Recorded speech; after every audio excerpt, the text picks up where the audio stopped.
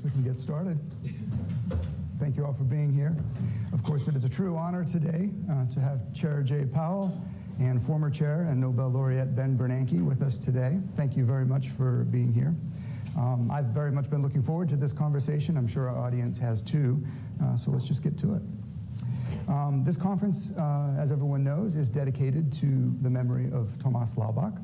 And earlier this morning, we heard some personal reflections on working with Thomas from Secretary Janet Yellen, also former chair of the Fed, and from President John Williams. And both of you worked closely with Thomas as well. So I'd like to give you both an opportunity to share your own thoughts about Thomas's contributions as an economist, as a central banker, as a colleague. Ben, maybe we can start with you. Sure, and it's great to be here. I was Thomas's thesis advisor, and he worked with me on a book on inflation targeting when he was still a graduate student. And that was a long time ago, and he was not yet in his exalted position at the Fed when I was doing Jay's job. So I don't have any short little anecdotes to give, but I do want to say that I think there are sort of two kinds of accomplishments a person can have. They can have curriculum vitae accomplishments, and they can have what I call eulogy accomplishments. Curriculum vitae accomplishments are things like published papers and promotions and awards and recognition.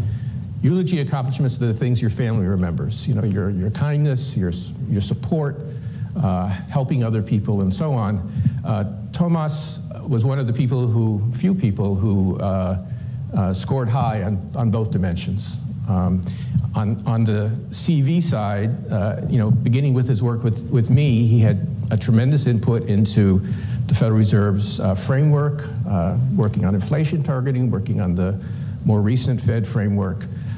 He did work, I'm sure John Williams talked about his work with Thomas on the natural rate.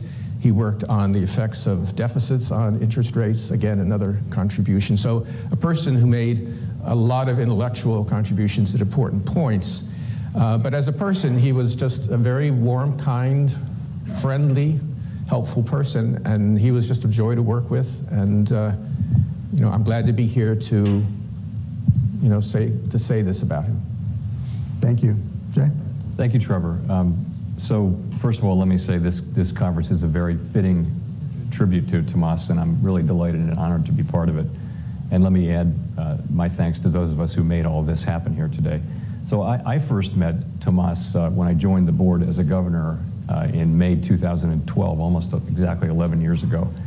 And in preparing to join the board, and then in my early years at the board, I was very focused on developing a deeper background in macroeconomics and monetary policy.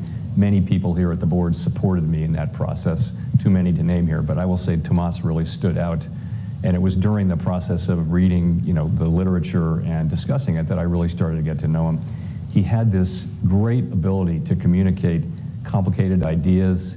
He obviously loved talking about economics, and his great enthusiasm and willingness to engage with me, a new governor, was immediately evident. He was very gracious to me, and we had a lot of informative discussions. So rather than being his teacher, I was really his student in those early years.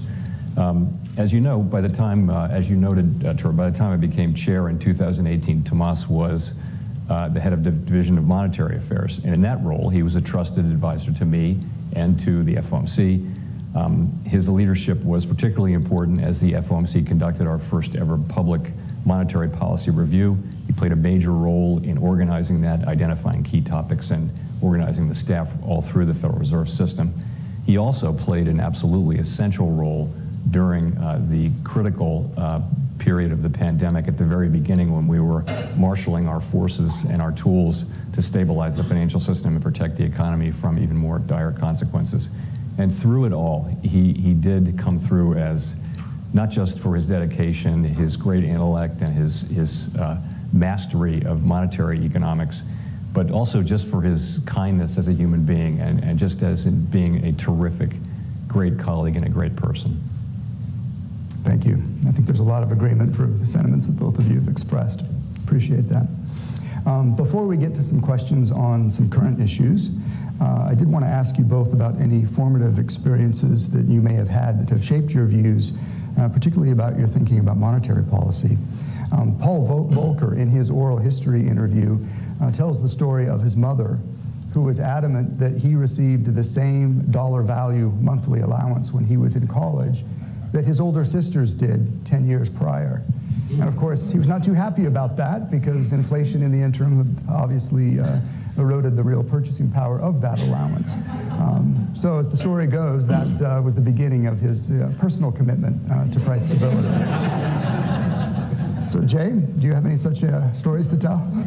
Maybe not quite that on point, but so I graduated from college in 1975 during what we now call the Great Inflation, and same college year as Ben.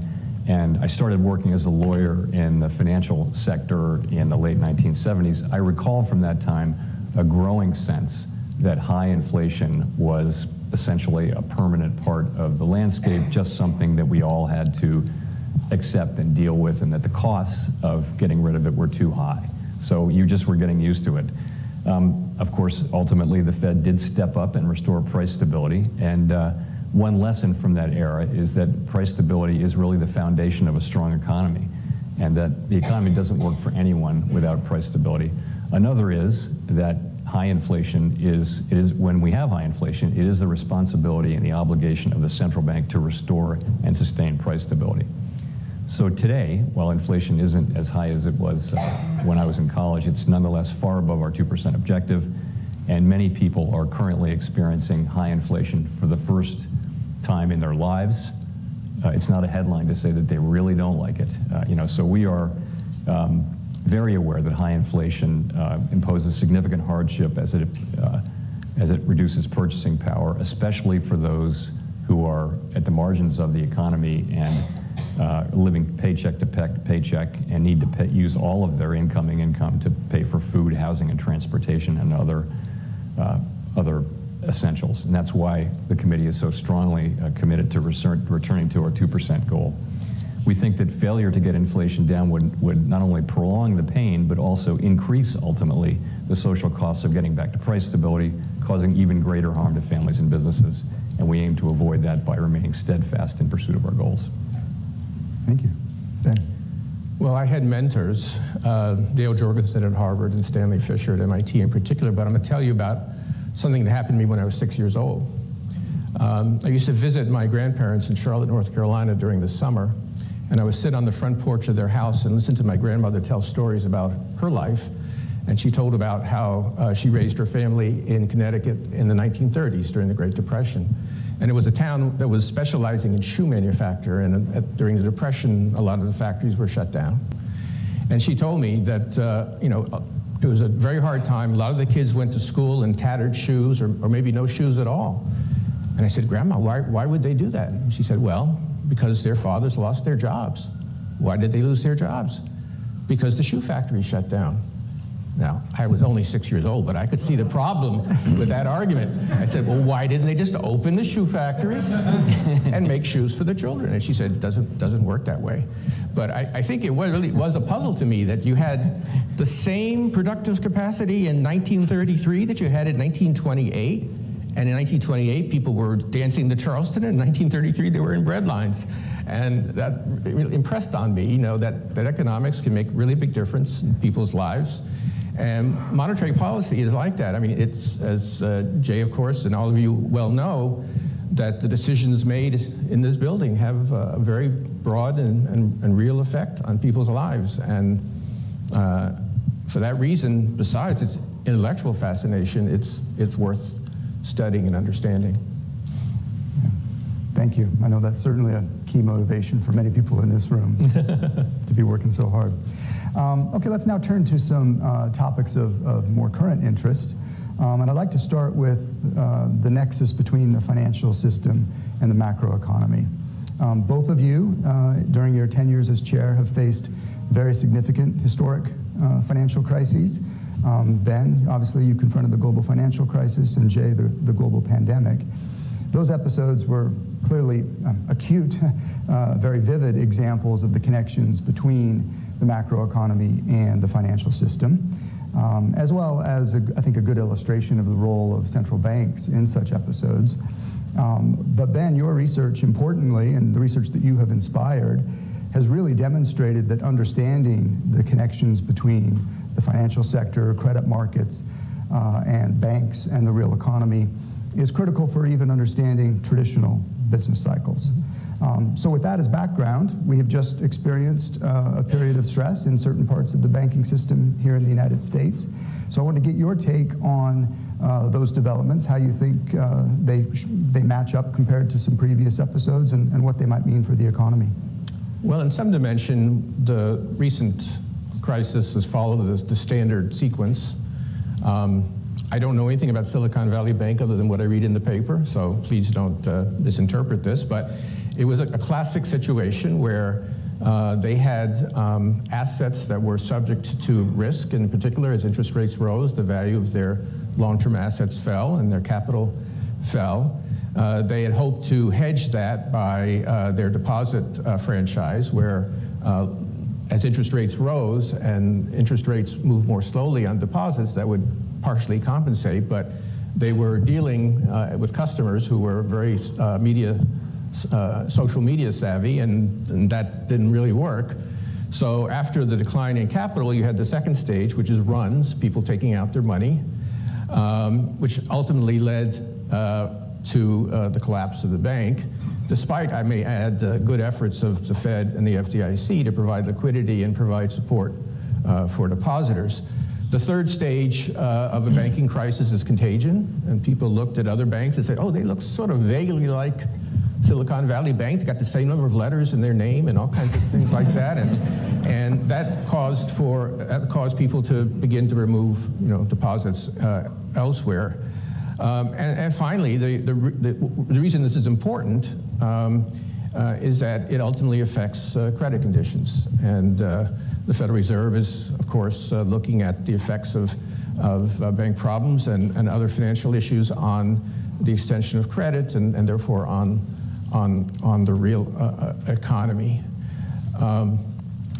So, in that respect, I think it's very similar to other crises. I think it's different from the global financial crisis in many ways, including its scale and scope, of course, but I would mention a couple of things, a couple of important differences. One is that the impaired asset in this case was U.S. Treasuries, which are very different assets in kind from subprime mortgages, in that U.S. Treasuries can always be valued accurately, and so there's not the uncertainty that was associated with subprime mortgages. And secondly, as the economy declines, if it does decline, U.S. Treasuries actually become more valuable rather than less valuable, and so there's kind of a counter-cyclical effect. So that's one very important difference, I think. And then the other worth mentioning, but very important, is that relative to, say, the GFC or the Great Depression, overall, borrowers are in much better shape, than they were in these previous episodes. And that makes a big difference, both in terms of the stability of the banks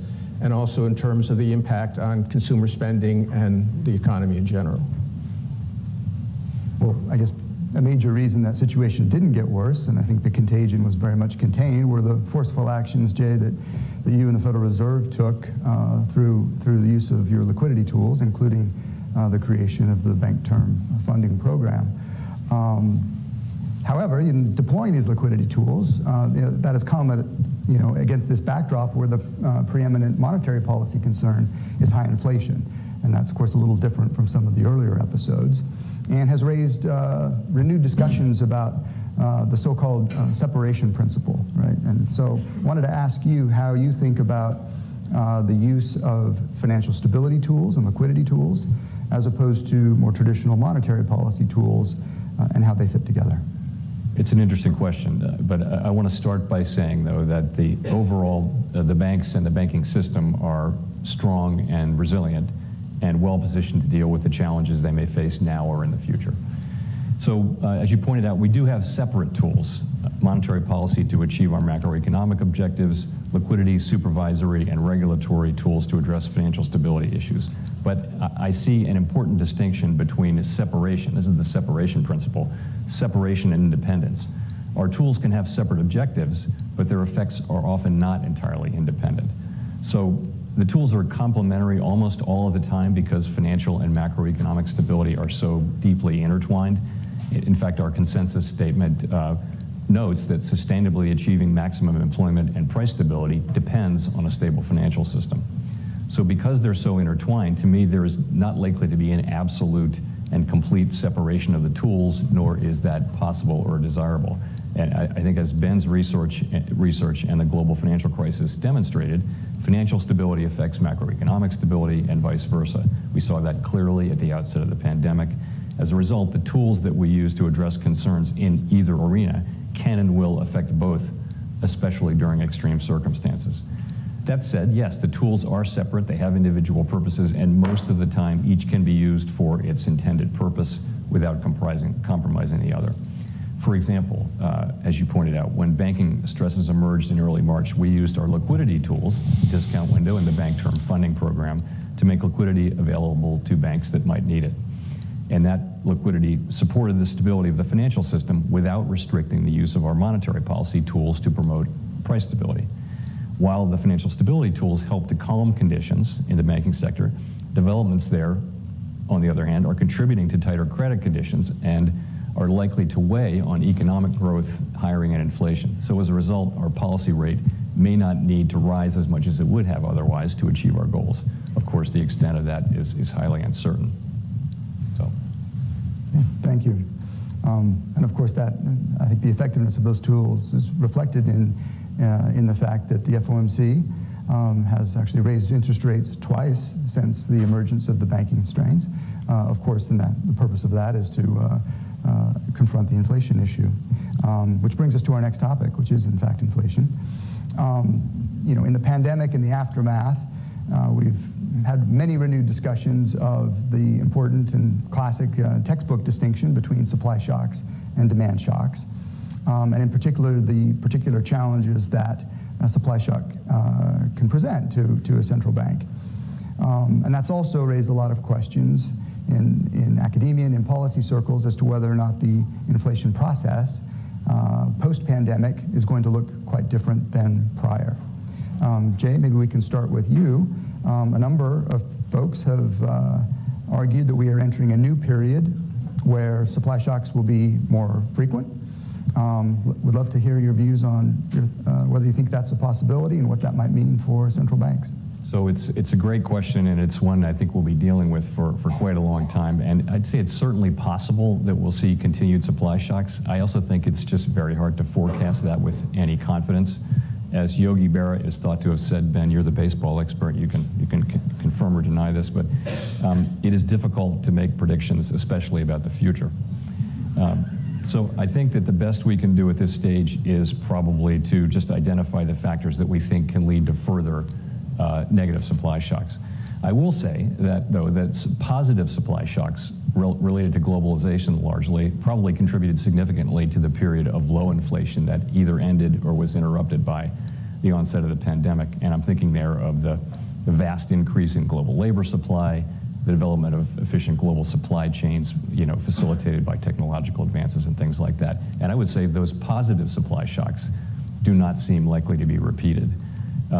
At the same time, the drivers of the current inflationary surge certainly included a sequence of large negative supply shocks to the global supply chain for goods, which also experienced a large and persistent shift in demand from services to goods, and also the supply of workers. On top of that, Russia's war against Ukraine brought further shocks to global supply chains, particularly supplies of energy and non-energy commodities. So we can't know how persistent those shocks will be or whether further negative supply shocks will come along. Will globalization be partially or fully halted or reversed? Will it resume again as the pandemic mercifully recedes into memory? We can't really know that now.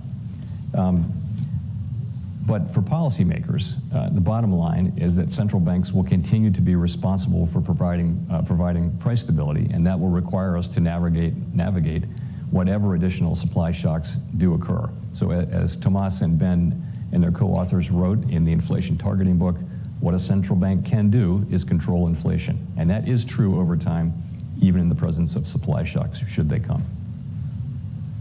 Ben, we'd love to hear your views on this. So unusual events which disrupt normal economic functioning often are followed by inflation. Examples are World War I, World War II, the Korean War, and now the pandemic. And the pandemic just makes it harder for policymakers to understand what's happening and to react appropriately. And in particular, the pandemic scrambled the labor market, made it harder to judge the state of the labor market. The opening led to a very extended rise in commodity prices, which was difficult to deal with. We had supply chain issues, which was pretty much a new thing, which was also a contributor to inflation. So there were many features of the pandemic that made this an unusual episode and a difficult episode to address. That being said, I think that, and I've done some research on this with Olivier Blanchard that we're presenting next week, the basic mechanisms, I think, are still the same. But you have a bunch of bad shocks, that's going to give you a problem. But the underlying mechanisms of supply shocks and tight labor markets and so on are really the same. So I think, I don't think there's been a major change in the underlying process that generates inflation, only a series of shocks related to the pandemic that gave us this episode. Going forward, I agree with Jay that we can't predict, what new shocks will come. We've got new technologies out there that might, make big changes in our economy. We've got, green investment, things like that might affect the price and availability of fossil fuels. And so there are many, many things that we can't predict. But I think that, broadly speaking, that the inflation process has not changed. And it's one aspect of that, which is very good news, is that the Federal Reserve's credibility has helped keep inflation expectations, particularly longer-term inflation expectations, reasonably well anchored, which is always sort of the first step in getting control of inflation. You mentioned the role of the labor market tightness in the inflation process. I think it's quite striking that right on the eve of the pandemic, the unemployment rate was around 3.5%, a 5-decade low. Yet at the same time, inflation was kind of struggling to get up to 2% on a sustained basis. Here we are in 2023. The unemployment rate is roughly at the same level as it was prior to the pandemic, but of course inflation is far above 2%. So in that context, should we be thinking about the relationship between slack in the labor market and inflation differently? Do we not have the right measures of slack? Is it the problems with understanding what the natural rate of unemployment is? Or is slack really not the key to understanding inflation in the first place? Ben, you want to take that one first? As I was talking about before, I think that the pandemic, to some extent, scrambled the usual signals from the labor market.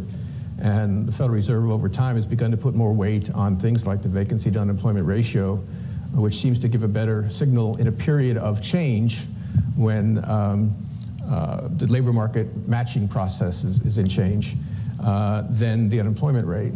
So there has been some scrambling of those signals. That being said, it's simply not true that, even in people who understood since the 70s that there's not a simple inverse relationship between inflation and unemployment.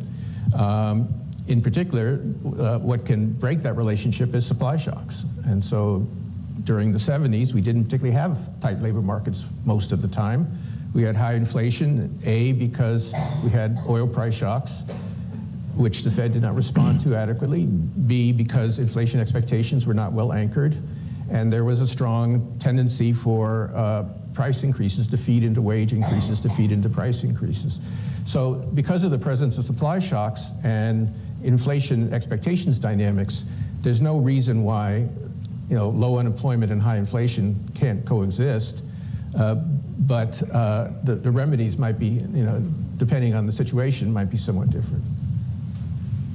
Jay, how are you thinking about that? So I'm very much in agreement with that. It's certainly true that we had both before and after the pandemic unemployment very low, close to 3.5%, but that we only had high inflation after the pandemic. Does that mean that our understanding of the relationship between slack and inflation is badly wrong, or that it has changed fundamentally after the pandemic?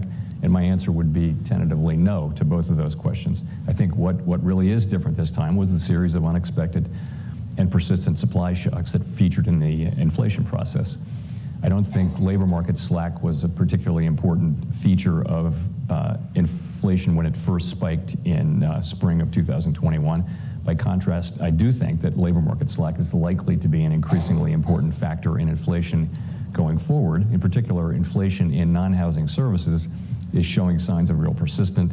In this highly diverse sector, labor costs are a high proportion of total costs, and that sector happens to account for more than half of the core PCE index. But all of this, the point is, all of this can be explained, I think, using our standard framework for understanding labor market slack. You could say it this way, that the natural rate of employment probably rose sharply as the pandemic severely disrupted the labor market. And the implication of that would be that an unemployment rate of, say, 4% indicated a much tighter labor market in 2021 than it did in 2018.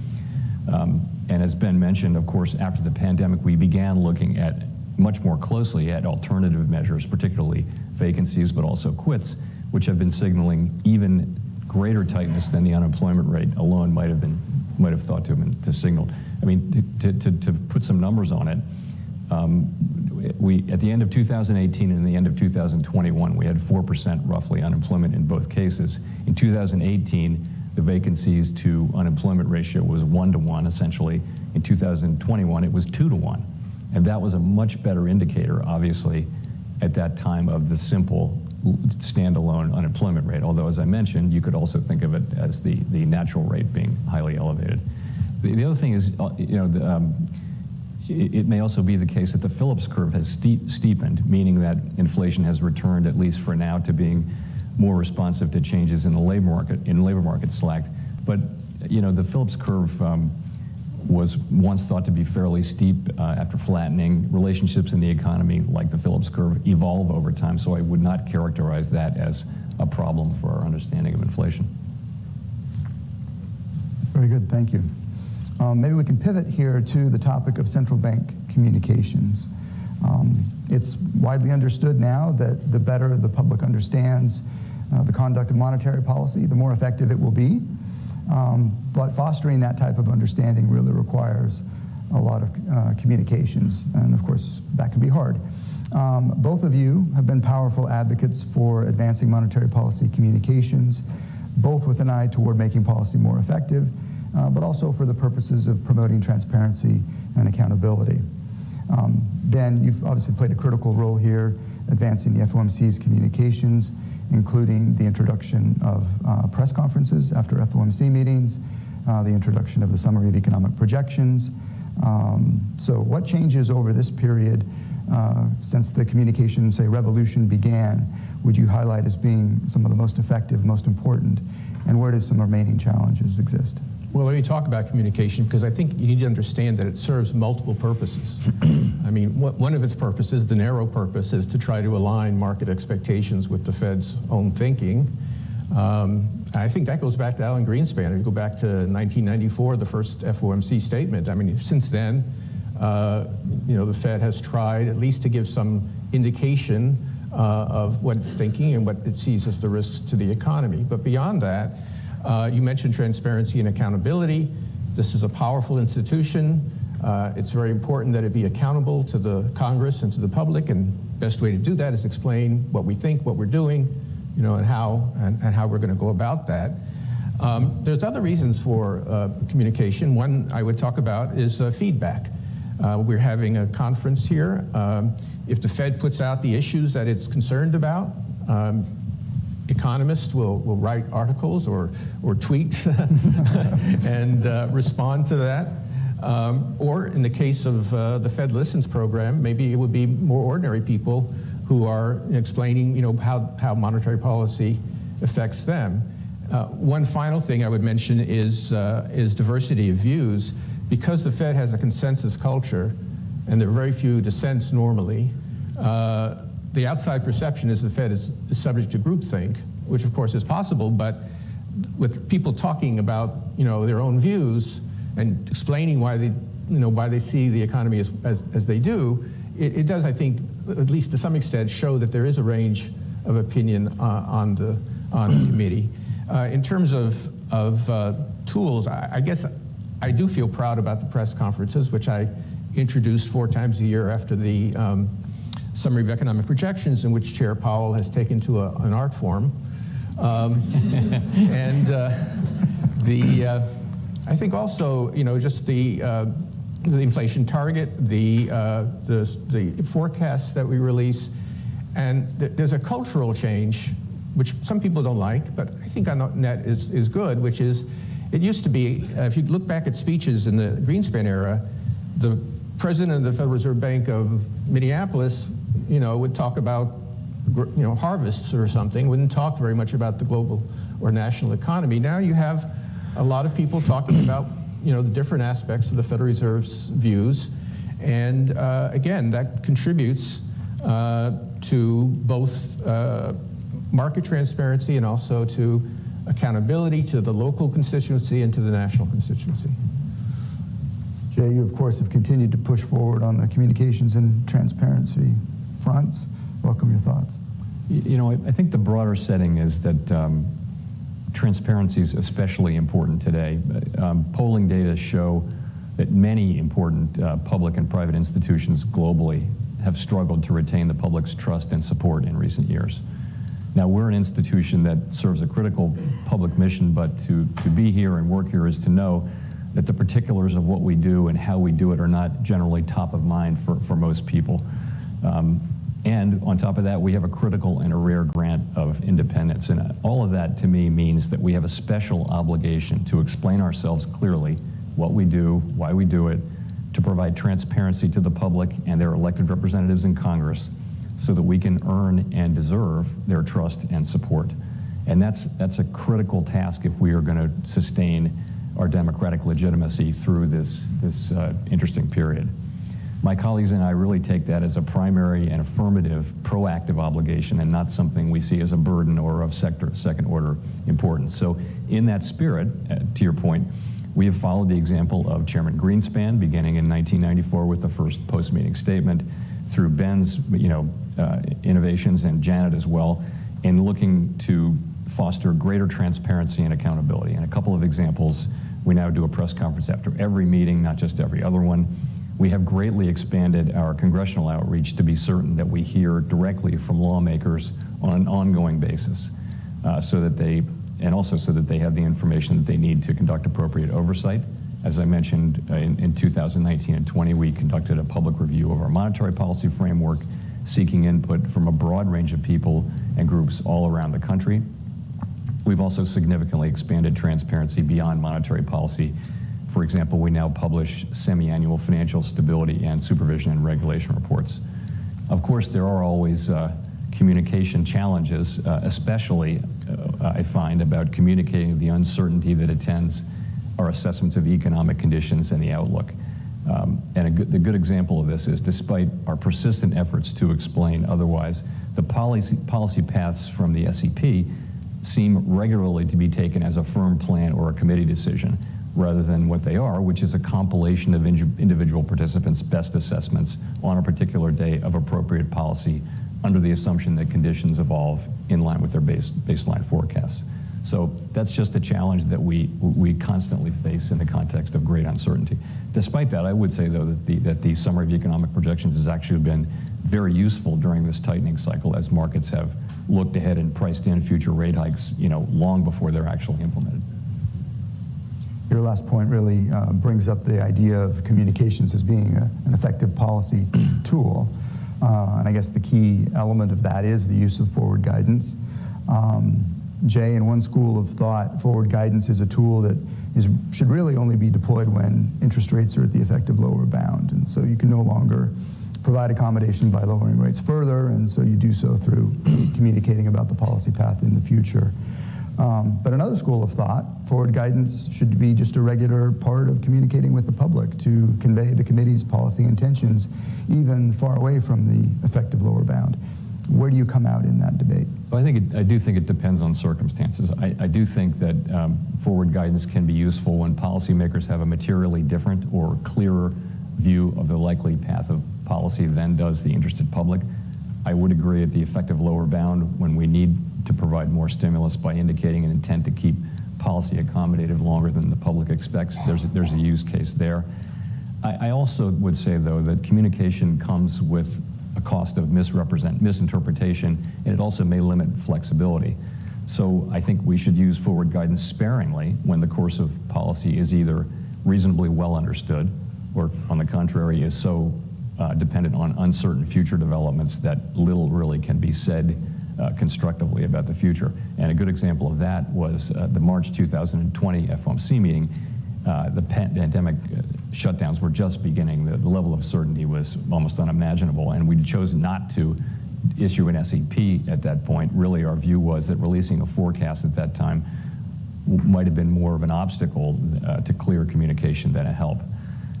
In contrast, as I mentioned a minute ago, forward guidance has really been a useful and effective tool during the current tightening cycle, as financial conditions have tightened well in advance of actual rate increases. You know, the 2-year tightened between the September 21 meeting and liftoff in March of 20. It tightened by 200 basis points before we ever actually lifted rates, and that's significantly because of our communication. So in the current context, until recently, it's been relatively clear that further policy firming would be warranted, and our forward guidance has said so. Now, however, we've come a long way in policy tightening, and the stance of policy is restrictive, and we face uncertainty about the lagged effects of our tightening so far and about the extent of credit tightening from recent banking stresses. So today, our guidance is limited to identifying the factors we'll be monitoring as we assess the extent to which additional policy firming may be appropriate to return inflation to 2% over time. As I noted at the last press conference, that assessment will be an ongoing one as we move ahead, meeting by meeting. Having come this far, we can afford to look at the data and the evolving outlook and make careful assessments. Thank you. Jay, you mentioned that guidance can be useful at times when the public may expect a very different policy path than policymakers. How do you think about those sorts of situations? You're right. So recently it has sometimes been the case that markets appear to be pricing in a different rate path than the committee expects will be appropriate. But I would say that that disconnect does not seem to reflect a misunderstanding of our reaction function or a lack of belief that we'll do what's necessary to bring inflation down. Rather, it appears to reflect simply a different forecast, one in which inflation comes down much more quickly than the committee participants think is most likely, perhaps due to a significant downturn. I would say also, so far the data have continued to support the committee's view that bringing inflation down will take some time. Moreover, something we often don't remember to think about is that market prices always reflect both expectations and compensation for risk. And what market participants say in surveys of their expectations is actually closer to the views in the SEP than what is reflected in market pricing. So ultimately, my colleagues and I have our forecasts and market participants have theirs. Our role is not to advocate for our forecast. What we can do is be clear about our expectations for growth, unemployment, and inflation, and the likely implications for policy. As well, we want the public to understand how policy would react if the path of the economy were to differ materially from our expectations. And of course, we do lay out our individual forecasts quarterly. Then what would your takeaways be for the past couple of decades' use of forward guidance as a policy tool? Well, Charlie Evans and co-authors have made a useful distinction between what they call Odyssean and Delphic forward guidance. So Odyssean forward guidance is a commitment forward guidance, which is rarely used, but typically at the lower bound, where the central bank promises to do something, and its credibility on the line, that it will follow a certain path going forward, and that's a way of getting more stimulus. And I think, again, that goes back, again, to Alan Greenspan, I think, to indicate that a certain path was very likely, and that actually helps achieve the objectives. Delphic forward guidance is basically just a forecast. Here's what we think. Tomorrow we might think something different, but we're just trying to, as part of our transparency, we're just trying to give you a sense of where the economy is going and how we think policy will react. Now, as Jay points out, there are some problems in practice. One is people don't understand the difference all the time between a commitment and a forecast. That's something that Jay has emphasized, and I think that should be emphasized. Another is people underestimate the amount of uncertainty involved, which is enormous. So I don't think you can do without some form of forward guidance, because the idea of transparency says, here's what we see, and here's why we're thinking. And so the idea that there's no guidance at all, most of the time, I I take March 2020 as a counterexample, but most of the time you do want to give at least a sense of where you think the economy and accordingly policy are heading. I think, just if I might editorialize one more minute, I think one of the issues is that the FOMC is so large and geographically dispersed that it's been difficult to come up with a collective committee forecast. We tried to do that when I was chair. The dot plot is a compromise, which is not ideal. Other central banks do other things. Sometimes they have collective committee forecasts that are voted on, or they use market rates, or they publish the staff forecast. So there are different ways to go about this. But again, I think that forward guidance is both an instrumental tool, but again, letting people know sort of how the central bank sees the evolving situation, even if there's lots of uncertainty, which you can say, normally is part of transparency. So you highlighted uncertainty as being a key factor in dealing with some of these issues. Obviously, uncertainty is a pervasive feature of monetary policy making, and often invokes the so-called risk management approach to making monetary policy. Maybe we can start, Jay, with you on this topic. The FOMC's raised the federal funds rate by 5 percentage points in a little more than a year. That's a very rapid pace by historical standards, as we all know. How do you view those actions in the context of the uncertainties that you and the committee faced about the economic outlook, and how did risk management considerations factor into your decisions? So I'll start by remembering the pace of uncertainty was the defining characteristic of the policy landscape. It's worth remembering that he made that comment during what we now think of as the Great Moderation. So that statement has never been more apt than it is today. If you look back, the pandemic, the global shutdown, the historically forceful response and the reopening, all of that had no modern precedent. So it has been a time of historically elevated uncertainty and of unexpected outcomes. No advanced economy had ever faced a shutdown and a reopening, and now all of them would face it at the same time. So no matter what happened, the outcome was going to be unprecedented. So this level of uncertainty posed real challenges for policy and policy communications. On the one hand, we had to be nimble to be able to respond to the evolving situation. On the other hand, we wanted to be as clear as possible about what we were doing, lest we add to uncertainty. So I would say policy certainly has been nimble, consistent with what within our expectations. The data did actually show declining inflation through September of 2021, but then turned decisively against that expectations thereafter. And in response, we accelerated our policy firming, ultimately, as you noted, raising rates by 500 basis points in just over a year. Over this period, we communicated that the object was to reach a stance of policy that is sufficiently restrictive to return inflation to 2% over time. But we also communicated that the level of rates that would ultimately be required was highly uncertain. Now, until very recently, it's been clear that further policy firming would be required. As policy has become more restricted, the risks of doing too much versus doing too little are becoming more balanced, and our policy has adjusted to reflect that fact. So we haven't made any decisions about the extent to which additional policy firming will be appropriate, but given how far we've come, as I noted, we can afford to look at the data and the evolving outlook and make careful assessments. Ben, when you became a policymaker, you were well versed in sort of the academic literature on decision making. Yeah, I moved from that side to this side. Yeah. How does it work in practice? I say uncertainty when you're an academic is trying to decide whether your error term is Gaussian or not. In actual policy making, you don't even know what the current quarter GDP is, because it's going to get revised, several times down the road. I remember when I was sitting just as a member of the board, and Greenspan was in the chair, and we had responded to some inflation data, and a little bit later it turned out that inflation change had been revised away. And I asked the chair, do you think we can revise our interest rate policy? It is very difficult. I mean, got to laugh with that, but just trying to make policy, it involves not just uncertainty about, the data, about the model, about all the things that can happen, about the social and economic and political environment. So it's very difficult, and unfortunately, or fortunately, given that monetary policy works with a lag, Given that there are risks on both sides of the modal forecast, there's not much choice but just to accept that uncertainty and try and do the best you can, being ready to adjust as new information arrives.